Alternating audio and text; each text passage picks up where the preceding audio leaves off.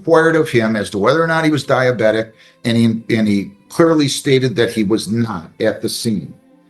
Okay, fair enough? Yes, Your Honor. Yeah. For the record, Yes. I have a flash drive that I'll put into evidence, which has the videos on it. Mr. Phillips watch this. And on the video, Officer Fields, it said. And here comes the moment every courtroom drama builds toward, the evidence gap. The judge is practically saying, don't tell me, show me. Without complete medical records, the entire argument starts to crumble. So now the stakes are crystal clear. Can the defense back it up? Or is this case slipping away in real time? Approximately 6 minutes, 20 seconds on that video where the admissions video. Okay, And I'm stipulating to it. but I'll receive that into evidence anyway. Thanks, Your Honor. Okay, now, Here's a crucial legal twist: ineffective assistance of counsel. That's a serious claim, but it's not enough to casually mention it. Courts require it to be formally raised and argued. Translation: if you don't file it properly, it's almost like it never existed. Procedure matters just as much as the facts. you can call your first witness, and we will go from there. Okay, Your Honor, I have one more. If you want to go ahead and give an opening statement, I don't have a problem. If you want to do that, Mr. Bologna, that's fine too. You can both give one or waive your right to give one. Your Honor, I'm gonna have a tough time pronouncing this name. Okay. So I think it's best that I spell it. Okay. It's Doctor, and then it's K-H-A-L. Is it A-L or A-T? It's T-I-P. Excuse me, K-H-A-T-I-B-S-H. So you were a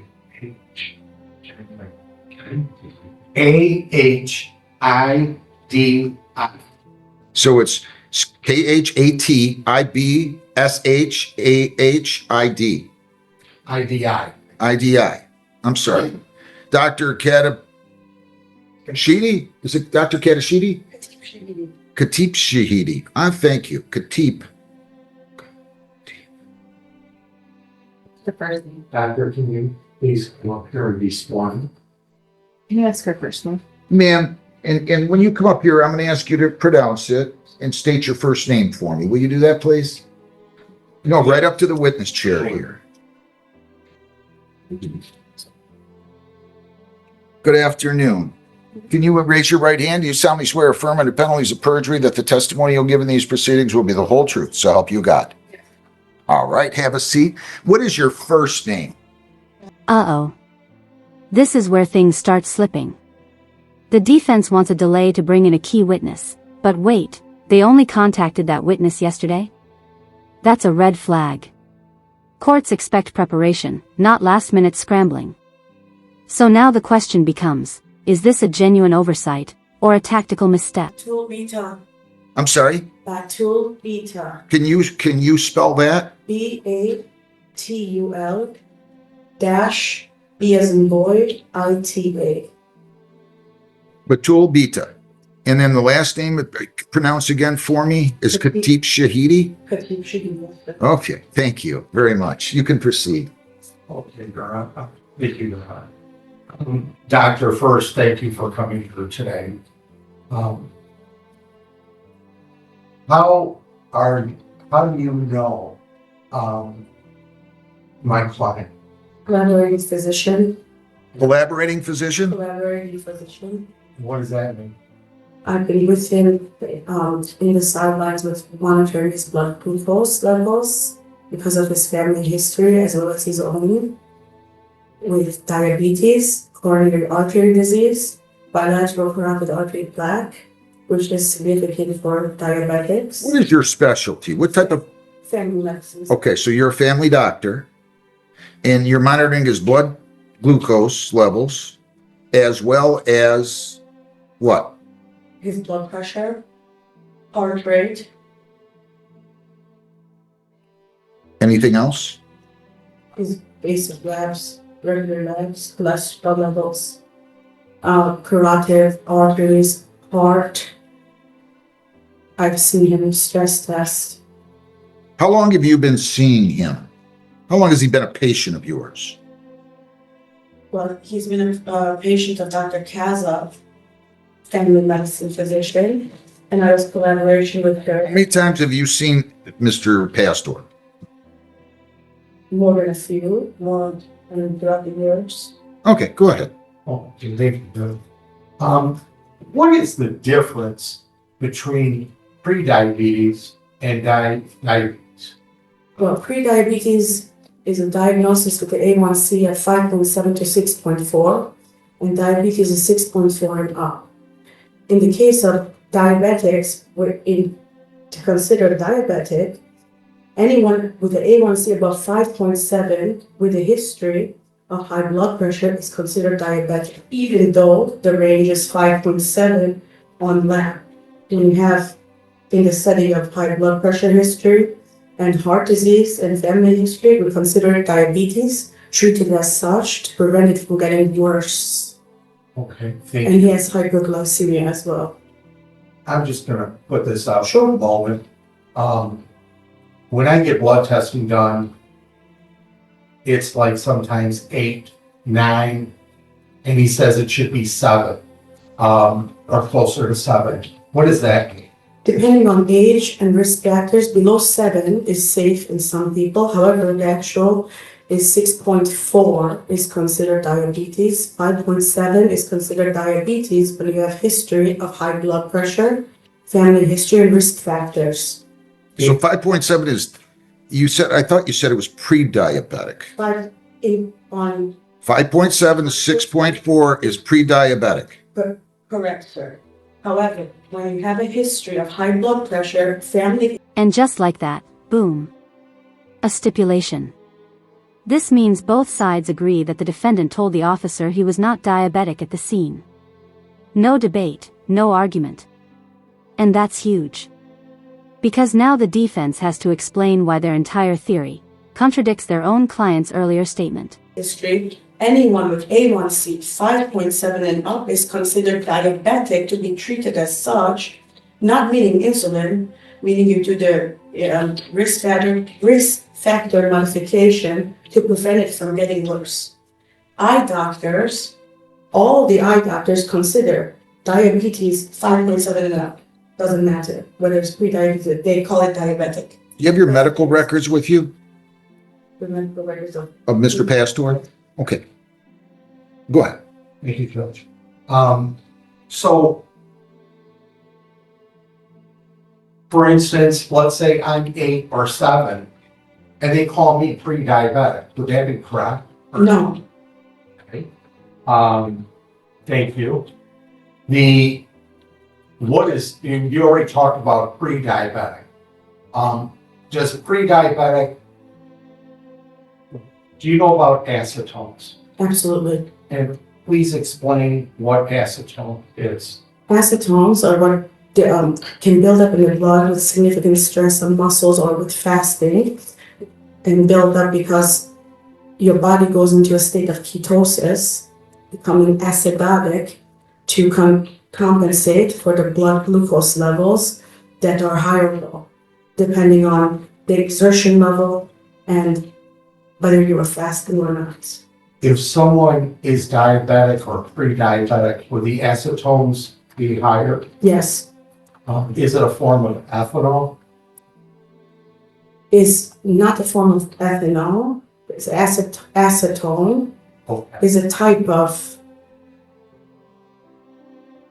I guess, acid in the body, same as ethanol, but it's different. Can that be emitted out of your mouth when you talk or swallow? Yes, Will it, if somebody's pre-diabetic or diabetic, they're usually on medication of some sort? yes. What type of medication was my client on? Metformin. And what is that? Metformin is for diabetes, 1,000 milligrams once or twice a day. Okay, did he take any shots? No, Okay.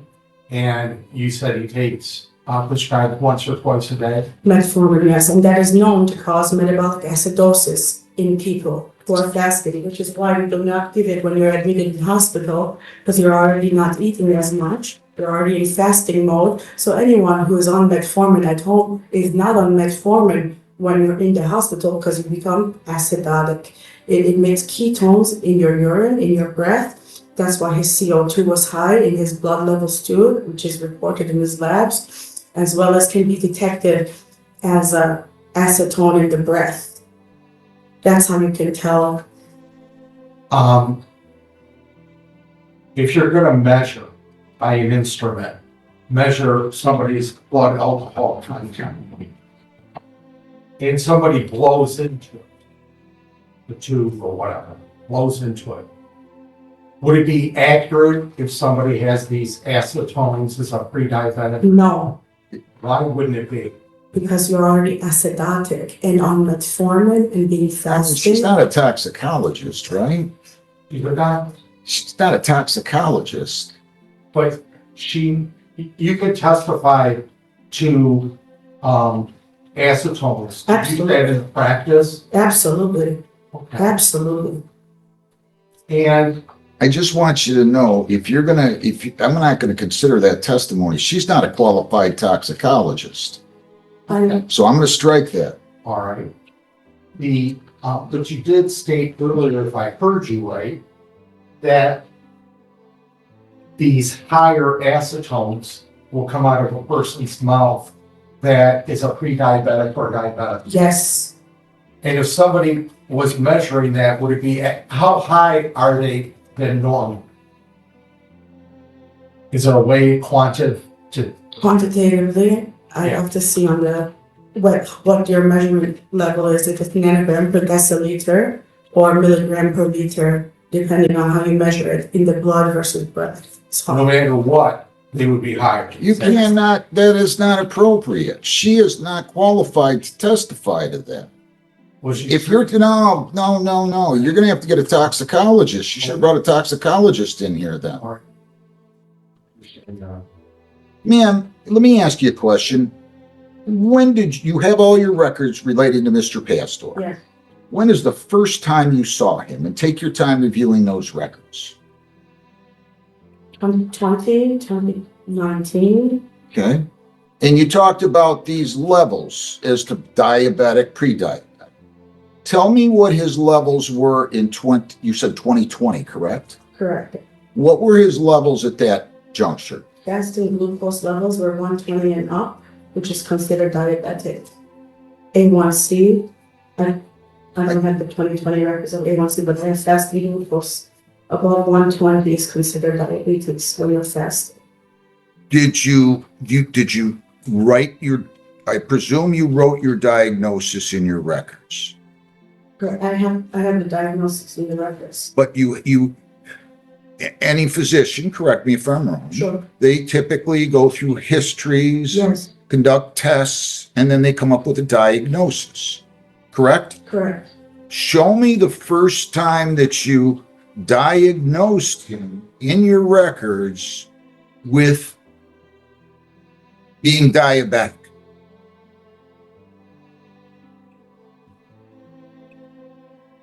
I don't see any reason to not have those marked, right? Just so it's not a public record, thing, medical records. Mr. Bologna? It's a public record. If it's put into evidence, you can just look at redacting sensitive information for their actual part of the record. But no, I think that it should be, if this is the record they want to major on.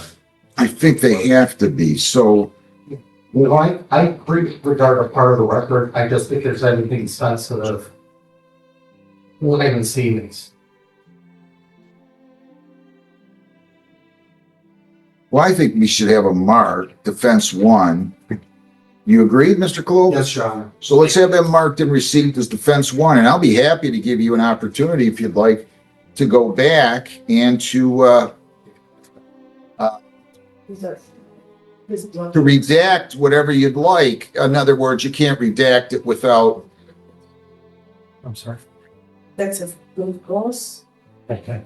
Well, can we just, there's 3 items here. Can we just call it all defense, number 1? yeah, as long as it's copies of all of her records These are all the. that she has maintained with regard to Mr. Pastor. Which ones were you asking? I think we should- The first time? I think we should have all of her records as it relates to Mr. Pastor marked as defense 1. If you want to take a minute and go through and redact those, or the doctor needs us to make copies, we can make copies, and then we can go from there. Can we go over them together so I can see which one is appropriate? I mean, this is all about whether or not he's diabetic. Correct. I'm not looking to have his medical history divulged. Right. So if it relates, but I think I still need a clean copy. You need your original copy, and then there should probably be a redacted copy that's marked as defense 1. I would also ask the prosecutor, based upon this evidence, did you stipulate that he was a pre-diabetic? No. Why not? Wait a minute now. It's not your turn to ask questions. Come on. Well, don't be confused. You let the lawyers do the work, and I'll do the work. I wouldn't tell you how to be a physician, right? I wouldn't. So don't start questioning why the prosecutor isn't stipulating, or why Mr. Golovas isn't stipulating, or why anybody's asking you any questions here today. I'll be happy to take the original records, make copies, 2 of them, one that will be returned to you, the original, plus one that we will have in a redacted form if it's going to suppress information that is not involved. And then, in other words, Understand, Judge. and then another copy that's at least a clean copy. These are, Did you find an area where you said a diagnosis? This is where expert testimony hits a wall. The doctor may know medicine, but the judge is drawing a firm boundary: stay in your lane. Without proper qualifications in toxicology, her opinion on breathalyzer accuracy struck. Just like that. In court, expertise isn't assumed, it's proven. That he was diabetic, doctor? Blood work. I didn't know. Come on. I asked you. I've been going to doctors too. I want a straight answer here. Did you ever write in any of those records, diagnosis, the subject is diabetic? Then I want to see it. Where are they? are they here? Are they there? Just pull them out. Well, it's not in here, not diagnosed, that was blood works. Here is the diagnosis that you get sent. Why would you not bring all of your records? I didn't know why I needed to bring it, so I'm sorry. Go get them. You have, Go get them. This hearing is going on today. And really, go get them. Have them send them to you. They can email them to us. They can fax them to us. I don't need anybody to see anything. But I want to see all your records. Where's your office? Newport. Have them send them over. Have them send them over right now. We're taking a recess on these. Would you go get Mr. Holmberg and Mr. Cayley on this other case, please? We'll take a recess. Stay seated. You're good, officer. Officer Peel. All right. While we're waiting for the records, is there anybody else you can call? well, I'll call my client, like I say, and I'll have doctor testify. Do you want the doctor first? No, it doesn't matter to me. I think we should probably have Mr. Pastor first while we're awaiting this doctor's records, and then we could go to that doctor. Okay, sir, would you step over here? He's going to take the stand. All right. Sir, raise your right hand, please. You solemnly swear or affirm under penalties of perjury that the testimony you will give in these proceedings will be the whole true self you got. So help me God. Okay, have a seat. You may proceed. Sir, have you been diagnosed with any medical conditions? Yes, I have. And what medical conditions do you suffer from today? I have pre-diabetes still, and also I have acne. And how long have you had, or at least been told, that you had pre-diabetes from a doctor? The whole episode has started right after COVID. Can you give me a year? It started late 1920s, and then it got really, really bad till 24. It got bad in 24? It got bad. Okay. It got really bad. It's really started after I got the polio shot because. Well, that's okay. Just answer his question. It started in 19 or 20 and it got bad in 24. Yeah, late 20. Okay. I would say that. Yeah. Around 1920, yeah. Is it regulated? Are you given any medicine for the pre-diabetes or diabetes? So, yes, so I have been prescribed due to all the different medical conditions. I was prescribed. Just for diabetes. Let's just talk about your diet. Let's just talk about your diet. Just answer his questions. Yes. Have you been prescribed any medication for pre-diabetic condition? And please speak up. Yes, I have. So I have been prescribed metformin since late 2019, and I've been on 1,000 milligrams of metformin daily ever since then. Did you say 1,000 milligrams? Yes, sir. And I have my prescription records with me of that from my pharmacy. And okay. And did you suffer from diabetes? I'm sorry. Did you say you were diagnosed as a diabetic or pre-diabetes? Well, it is a pre-diabetes, but ideally it is. Some people consider consider some people consider. Who told you that you were a pre-diabetic? Who told you? Couple of doctors. What doctors? Pre-diabetic. What doctors? One of them was Dr. Castle. How do you spell it? Kasza. Okay. And where's he out of? She was out of a review. And when did she tell you were diabetic? My other primary was Dr. Janeski. How do you spell Janeski? Janski. And where's Dr. Janeski out of? Out of review as well. When did Dr. Casza tell you that you were pre-diabetic? Officially, it was in 22 when I received my blood work back from. I didn't listen. Just answer my question. I don't need to hear that. I didn't exactly. Just tell me when Dr. Casza told you were pre-diabetic. Your answer was 22, correct? 22. All right. When did Dr. Jansky tell you were pre-diabetic? Prior to it, because I was already. Prior to 22? Yes, because I already had elevated levels of glucose at that time. I don't need to hear that. I just want you to answer my question. So yeah, right about that. Prior to 22? Yes. Like how much prior to 22? About a year, I think, just because I've already started to taking metformin about a year prior to that. So 2021 is about when you started taking the metformin, and that's when Dr. Jansky told you were pre-diabetic. Yes. And then Dr. Casza told you were pre-diabetic in 22. 22. Okay, go ahead. Who prescribed the medicine for you? So the medicine was being prescribed. Tell me who prescribed the medicine. Dr. Tamadi. Okay. How do you spell that? Etemadi. Etemedi? Madi. Where's he out of? She's out of Riverview. Riverview.